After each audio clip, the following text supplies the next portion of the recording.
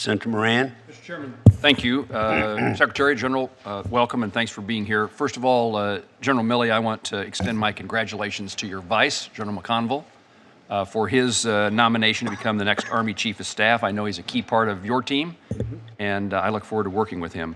Secondly, to the Secretary and to you, I want to recognize the significant accomplishment of our Army and its partners in the anti-ISIS coalition. 4 years ago, the Islamic State controlled territory larger than the size of Great Britain, and as last week, that no longer exists. There's no territory at all. So to our soldiers, to the Army, and our allies, thank you for your efforts and your resiliency. I want to make certain I have time to get to a couple of topics, so I'm just going to raise this.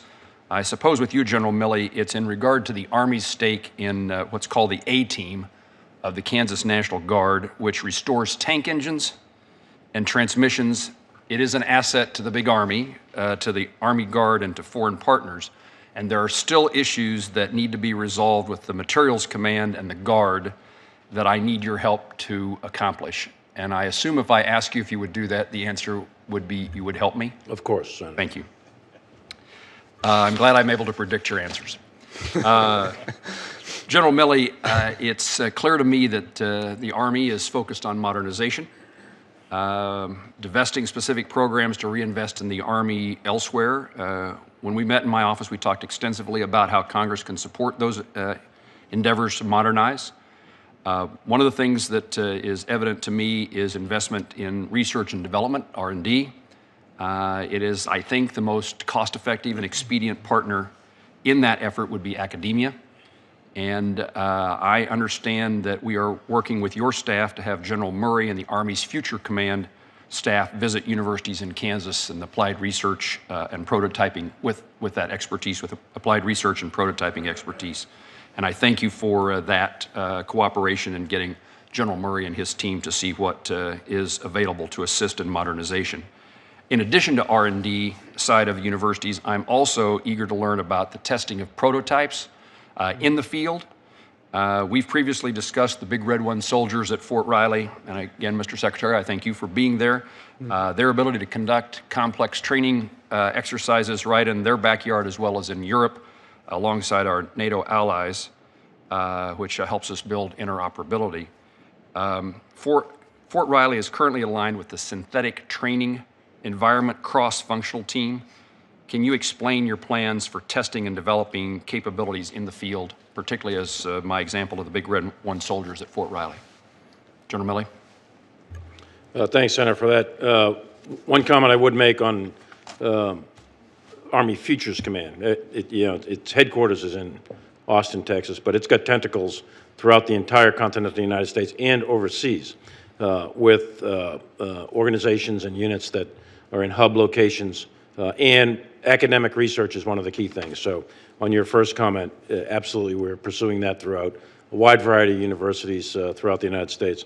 On the second one, with the synthetic training environment, we think that the synthetic training environment is one of the 6+2 priorities of the Army, and we think that it will fundamentally change the level of competence and skills and knowledge of soldiers.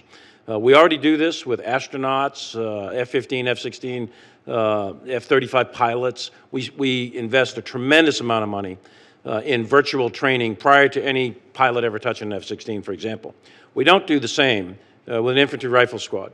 So we'll spend $10 million a year to train a pilot. We'll spend $10,000 a year to train an infantry squad.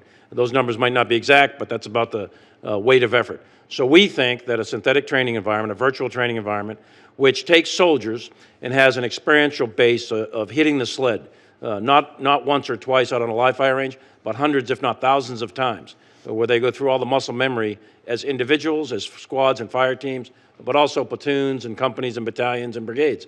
If we can do that in a synthetic training environment, we believe the technology is there today to do that, then we think that we can really raise our game across the board in terms of our skills and capability, and therefore the readiness of the Army.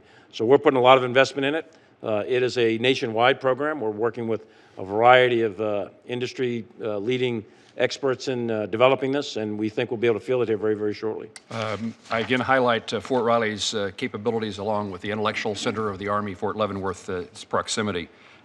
We had a report from the Director of Operational Tests and Evaluations within the Department of Defense, in regard to red teams, cybersecurity. It was a request of this committee, and it was filed recently.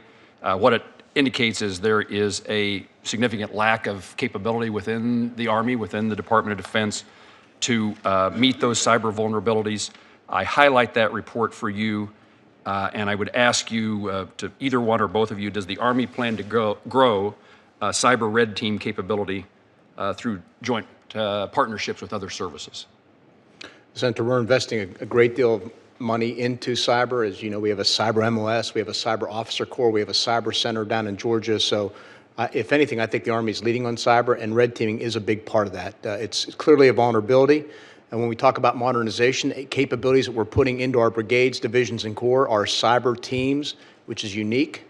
And so that is all part and parcel of it. We are certainly going to do that. Thank you. And Senator, I know you're out of time, but if I can, I just wanted to publicly thank you and congratulate you for supporting Senator Dole's promotion to colonel. I know it just passed, I think, yesterday in the House, and I had the privilege to know him and I think work with him, and so it's just a wonderful gesture. Thank you. Mr. Secretary, thank you for saying that, and it's a great opportunity for all of Congress to honor the military service of now Colonel Dole. Yes, sir.